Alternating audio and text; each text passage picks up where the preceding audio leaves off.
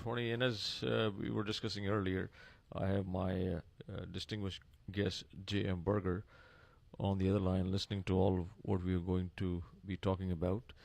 Mr. Berger has been a journalist for 25 years, working in every form of media, from newspapers to new media, radio and television. His work has appeared in the Atlantic Foreign Policy, CTS Centennial, New York Daily News, Boston Globe, National Public Radio International, National Geographic Channel. Berger consults on homegrown terrorism and online extremism, and he has presented research for counterterrorism professionals such as New York City Police Department, Intelligence Division, New Jersey State Law Enforcement, the National Counterterrorism Center, and Homeland Security, and much more. Mr. Berger, welcome to Politically Incorrect, sir. Thank you for having me. Now tell me, how is your voice? Because that was the concern last week. I'm doing much better. I have a little bit of a cough left, but I think I can keep it under control for the time we're talking. Now, before we go into the hardcore stuff about the Al-Qaedas and all those folks running around the world, what about these folks in New Jersey and all those places where they are this young kid who actually took out the heart of his roommate and eat his brain and chewed his heart? I mean, what's going on? I mean, what kind of terrorism is this? It's some pretty wild stories. They don't fit into the classic kind of extremism profile, but they do get a lot of attention. And I've noticed that extremists online, people use the message boards, and all different times they're very interested in these stories. So. But if I just circle around there for a few seconds, if a person is such in a, I guess, deranged condition that he actually, at one time I had roommates and I was a roommate too, man. I mean, it's a little scary. But anyways, if that happens, we call this person mentally unstable, psychological issues, and not many issues there. So on the other hand, if a terrorist is running around and doing stuff, why he is not also considered someone who has a psychological problems or some other problems or medical problem? Can that be something that treated for that matter? Well, that's a good question, and I think that my answer would be that certainly some terrorists are mentally ill. Some people we classify as terrorists do have some kind of mental illness. The question, I think, is when you look at their actions, whether they can be seen as rational and whether there's sort of a coherent train of thought that you can understand. So it's like, to pick on Anders Breivik, for instance, the Norwegian killer who took out so many people. He does seem in some ways to be suffering from some mental disorders, but his actions were motivated by a very clearly outlined set of beliefs, and then he had a rational, if misguided, rational doesn't necessarily mean it's right. Rational just means that there's a logic behind it. So he had rational reasons for what he did and, explained them at great length. So he ends up being characterized as a terrorist. Now, he may also be a sociopath or a psychopath or have some kind of actual clinical disorder. But, he was able to articulate pretty clearly the reasons for what he did and the reasons he thinks he was right to do what he did. So, I think when you go through these, case by case, sometimes it's very tempting to say somebody's mentally ill. For instance, Nidal Hassan, the Fort Hood shooter, certainly showed some signs of mental disturbance and mental illness, but he also had a very clear rationale for what he did, and he outlined it, in some of his writings. You could see the path. He emailed Anwar al-Awlaki, the al-Qaeda sheikh in Yemen, for guidance on whether what he was doing was right. And, so there's really a coherent path of thought that went into what he did. And so, regardless of whether he suffers from some degree of mental illness, I think that he is properly classified as a political terrorist. But what consequences does that have in a court of law? I mean, if you're mentally unstable, you're psychologically challenged, or you are a distorted person, or you're a misguided person, but when you or when a person actually commits a crime, or he takes many or multiple lives, on any fancy word that we call a spree or rampage, or out of whack, or whatever the case may be. But the rule of law basically defines or detains that person according to what crime that person has committed. So what would that actually accomplish? Even if I say, well, I'm deranged, or let's say this guy's unstable or is misguided, what does that have to do with the final outcome of the verdict? Well, we have some fairly clear criteria for determining when somebody is mentally incompetent to be held responsible for their actions. And it's a pretty high threshold, and I think that's appropriate. I mean, there's some argument to be made that, all forms of random killing are mental illness of some kind. But the fact is that, as a society, we have to hold people responsible for their actions most of the time. Right. So, for instance, there was Gerald Lochner who shot Gabrielle Giffords in Arizona. Right. Initially, when that happened, everybody kind of zeroed in on this as being possibly a political or terroristic crime. Mm-hmm. But it became clear pretty quickly that he was severely schizophrenic, and he's being handled as a case of mental illness, and I think that's appropriate. So, it's a case-by-case evaluation, but I think, for law and order and for society to function, I think most of the time you have to hold people responsible for their actions most of the time. So in the case of especially the Al-Qaeda issues, I think, which is, there was a discussion going on, and one of the participants said that anything that which becomes an issue or an uprising, or for that matter, for being, just remember the movie Patriot, the Mel Gibson movie. I haven't seen it. Oh, you didn't see that? Okay. In Patriot, basically, there was the war that started in America for to get rid of the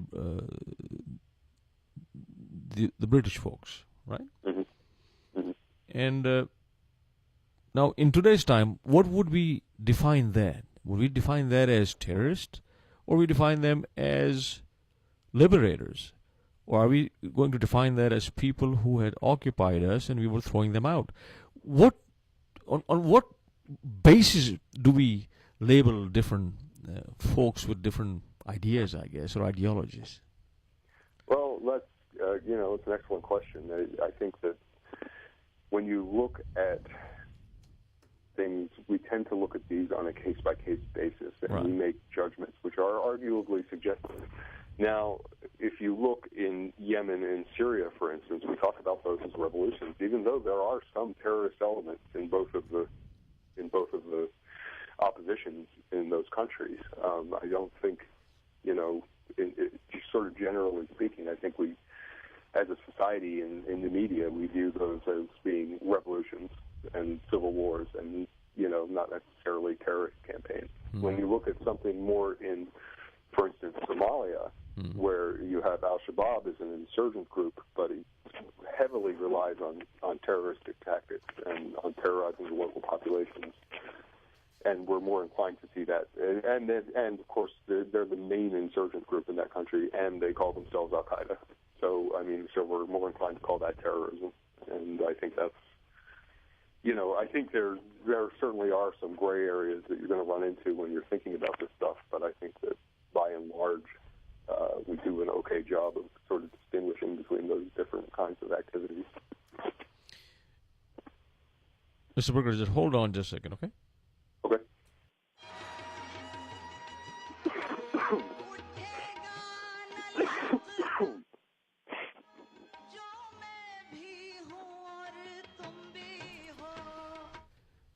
All right, so I'm back here, and I think we have a good summarization of the whole thing. So where do you see now? What do we define as Al Qaeda now? Let's see who these people are. I mean, because everywhere we are talking about in Syria and Somalia, in all of these countries, we say, well, there are cells, these are franchises now, people are buying and they are operating on those things. If it is such as widespread, why people are joining these folks? I mean, what is going on?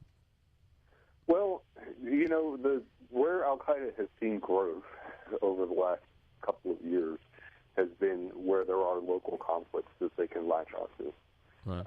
So, for instance, in Somalia, in Yemen, we're seeing some interference with Al Qaeda in Syria, although it's not clear exactly how much there is.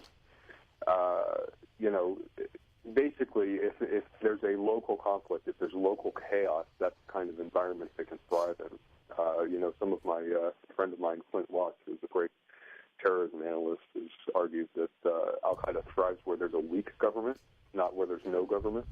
So complete anarchy doesn't tend to favor them because they like to slip under the radar and operate, twist the system in the place that they're at to operate as they do. Right. But what you see now in Yemen, in Syria, in Libya are weak governments where there's sort of somebody sort of basically holding the thing together.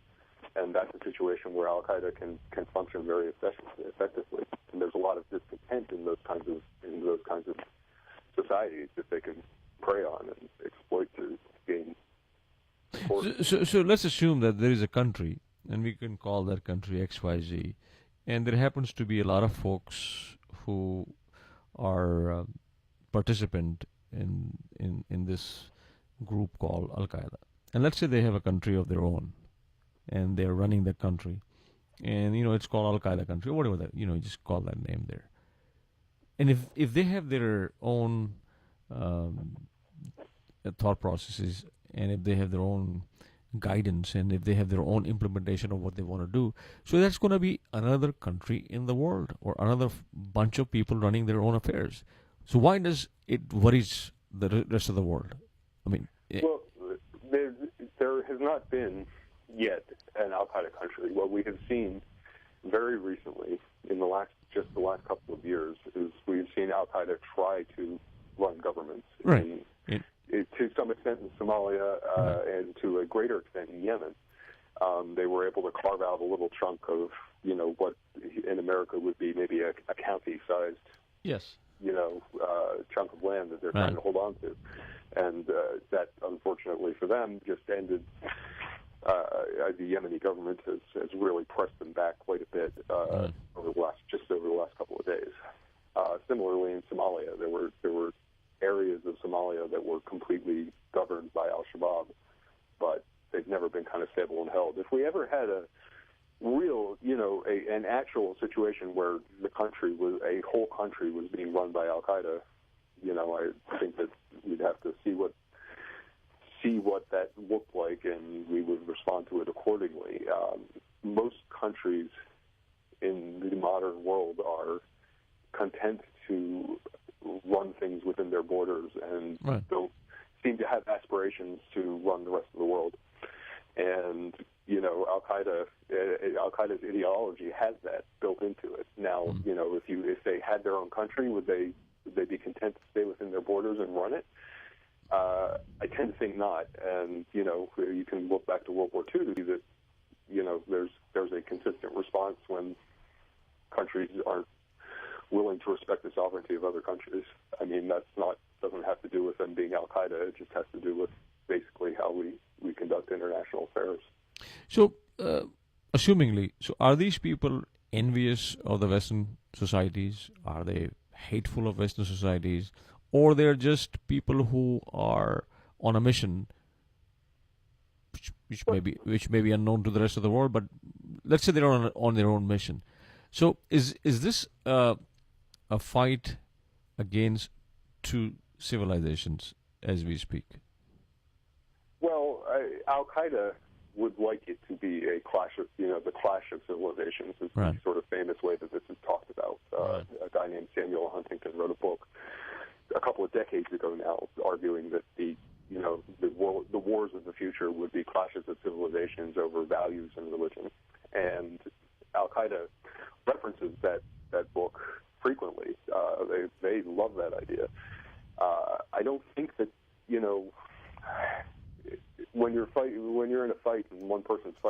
person's not.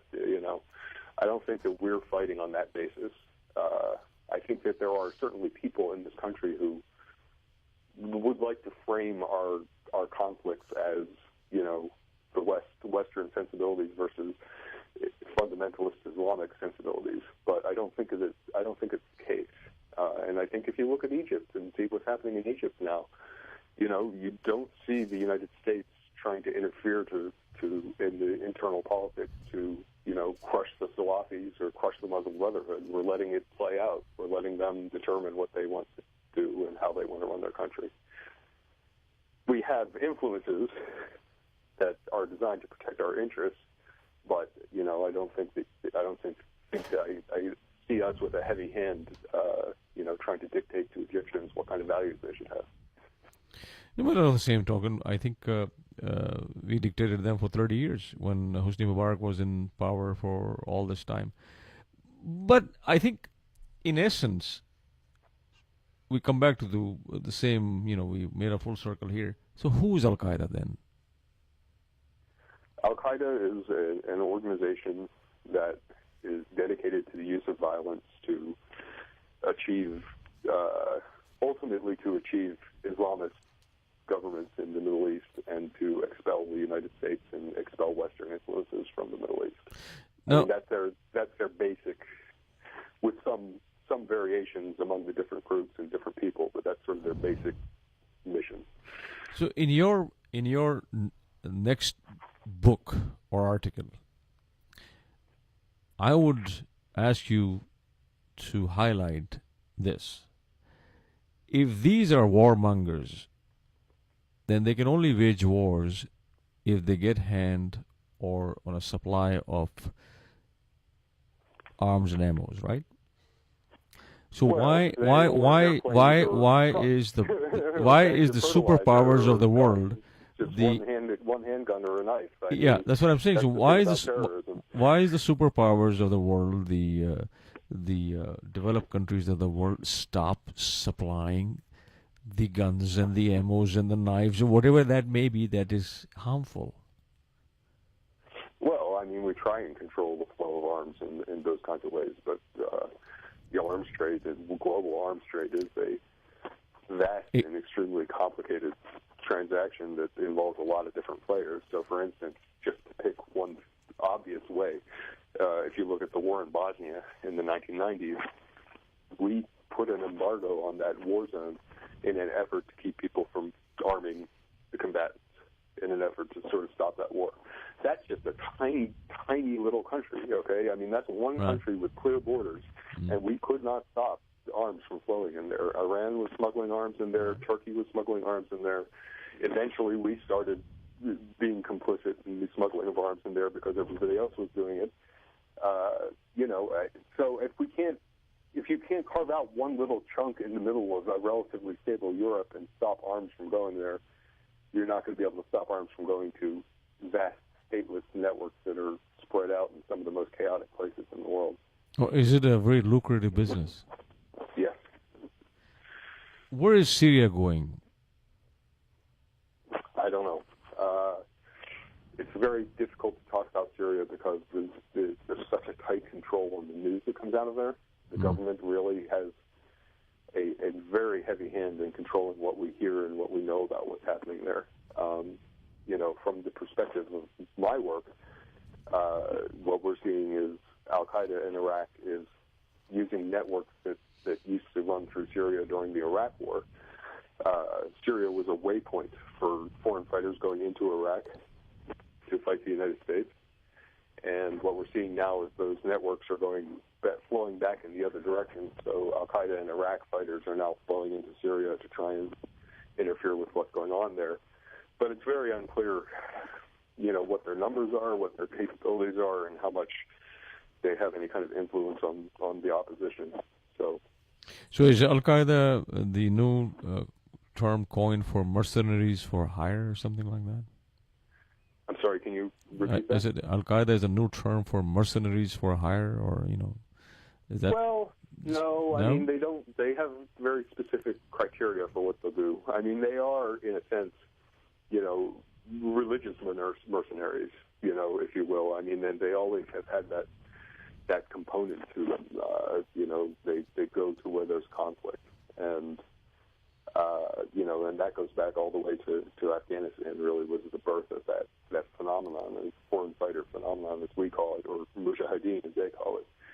And ever since Afghanistan, you can count on hundreds or thousands of these guys to migrate to where there's conflict and insert themselves into it. And depending on what conflict it is, if it's one that's particularly resonant with their religious ideas or their strategic goals, they'll go there, they'll focus there more. And Syria, I think, fits all of those criteria. Syria is really of high interest to these guys, and for both religious reasons, having to do with some prophecies that I don't ask me to explain them because I'm relying on my friends who know this stuff better than I am. But Syria has a religious dimension. It has a strong political dimension, and it's strategically located in the middle of the Middle East. So they have a lot of reasons to focus on Syria. Whether they can succeed in doing that, we just don't know right now. You're listening to Politically Incorrect, hosted by Parvez Malik, and I'm having a wonderful conversation with J.M. Berger, the author of Jihad Joe. Now let's go to Jihad Joe for a second. And there's a very good, I think, comparative analysis here with Jihad and Joe. Explain me that. Well, the title is a play on the idea of G.I. Joe, I know. which is, the sort of iconic American soldier image. And I picked Jihad Joe as the title for the book because most of the people who get involved in jihadist movements are doing so to active soldiers as foreign fighters, as we were just talking about. And then, some portion of those foreign fighters become terrorists or are redirected. Their desire to be in a war redirects into being a terrorist.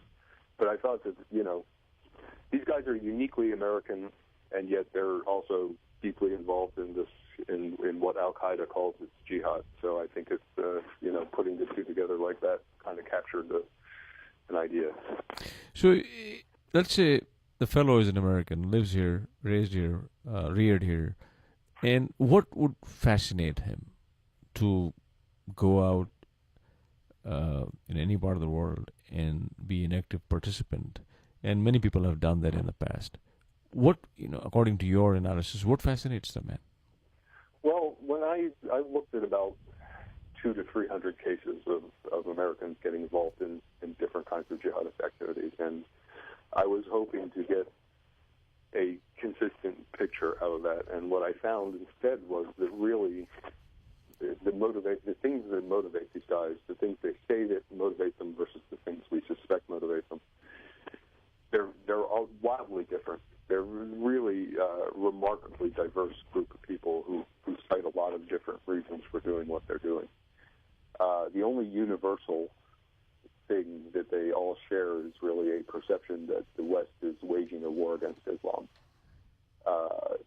But once you get past that kind of sort of basic fundamental, there's really just, some people have personal tragedies that cause them to reevaluate their lives and pick up and move, whereas other people, some people are sort of social outcasts and they find a community in these groups.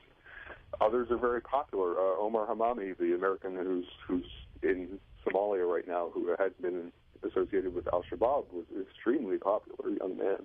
And, he just took a 180-degree turn and took his life in a different direction. So, it's one of the things that makes it very difficult in our political discourse to talk about this is that certain people on both the left and the right of our political spectrum would like there to be a simple answer to why these guys do it, and there's not. So it's the fascination of the cause, or it's the fascination to be a part of something which is not popular? It's different for different people, but certainly there's a sense of joining a community, and Al-Qaeda, in the way that it presents its ideology, their being Muslim means being part of Al-Qaeda, and so you have this giant community of people around you. Now, obviously, Muslims have stepped up to say, "Oh, that's not the case." But but that's. I think that these guys do have, in most cases, I think they have a very overwhelming sense of wanting to belong in a community, and there's something in this community that satisfies that need. Is there a possibility that people of higher financial stature are less to be around in situations like these, and people of the opposite stature may be visibly seen more in these outfits, or it is just a free-for-all thing? The vast majority, certainly from as far as Westerners go, there have been a handful of people involved in this movement from the West who had a lot of money, but not really that many. There have been a few more who were very poor, but the vast majority of people who get involved in jihadism, both here and abroad, are squarely in the middle class. Timothy McVeigh, let's just take this gentleman for a second. He was able to destroy the Federal Building in Oklahoma City. Mm-hmm. Now, his idea was to kill people, and he was not remorseful till the end. He never said anything as far as apology is concerned. And he has his own ideas and thoughts about what he wanted to do and what he accomplished. Is there a taste of blood in most of the people who are vengeful in doing things that can create a massive havoc and disruption of life of common people? Well, here's what I'll say about that. I think a lot of people who get involved in these movements are, to some degree or another, kind of relatable people that you can kind of get into their heads and understand what they do. The people who succeed more often, who really manage to kill a lot of people by themselves or with very minimal support, right. And I'm talking about McVeigh or Nidal Hassan or right. Anders Breivik, I think that they are sociopaths. This is an anecdotal kind of thing. I mean, I can't give you a study that shows this, but what I see in the people who are very successful is that they have subdued emotional responses and that they are sort of hyper-rational, and you can see this in, I think, to some extent in these guys that I just mentioned. In McVeigh and Breivik in particular, you just see that there's a detachment from what they're doing, and because they're detached from it, they're able to think about it very practically, very ruthlessly practical. I mean, neither McVeigh or Breivik were geniuses. They seem to be guys who are sort of average to slightly above average intelligence. But what they did do is they were patient and pragmatic about what they did, and they didn't get swept up in an emotional moment. They were willing to wait and to plan very carefully and to move slowly. A lot of these guys who get caught, the guys who fail, do so because they're so emotionally overwrought that they've just got to get in there and do something right now.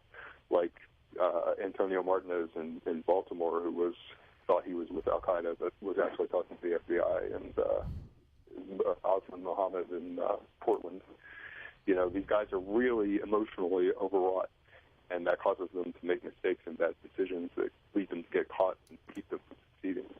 So I think that the guys, when you see these really kind of remarkable people who we really want to call monsters, and I think Muhammad Atta, maybe you can see that in Muhammad Atta or Khalid Sheikh Mohammed too. These guys who are really effective and really kind of monstrous are monstrous because they don't seem to have that emotional connection to what they're doing. To them, it's just like, if you're going to the grocery store and you have a list of things you need to get, and they approach it just that very methodical, detached way. J.M. Berger is the author of Jihad, Jew-American Who Go to War in the Name of Islam, and editor of Intelwar. He's also featured in forthcoming report from the New America Foundation. Mr. Berger, thank you so much for your time, and it's a pleasure talking to you always. But I think we still have a lot of lingering and unanswered questions, so I think we'll have to pick it some other time. I'd be happy to do that. Because when you mention this guy, going into such a normal mood to buy his stuff in a grocery store, my mind goes back to Ted Bundy, and he was so methodical, educated, good-looking, a Republican, affiliated guy, and there he was doing something which was out of the ordinary. Yeah. Well, he didn't have he didn't seem to be pursuing a political cause, though. He didn't seem to have a goal for his actions. I mean, I think having a goal for your actions fundamentally changes how we think about the sanity of somebody. Right. If I go out and bang my head against the wall repeatedly for no reason, that's a sign of mental illness. If I go out and bang my head against the wall because there's a spider on my forehead and I'm trying to kill it, that's rational. So, having a reason and having a cause, I think, makes a fundamental change in the person that you are and how we see you. Many different ways to see many different angles, I guess. It's a pleasure. I will talk to you soon. Have a good day and take care of yourself, sir. Thank you so much for being part of Politically Incorrect today.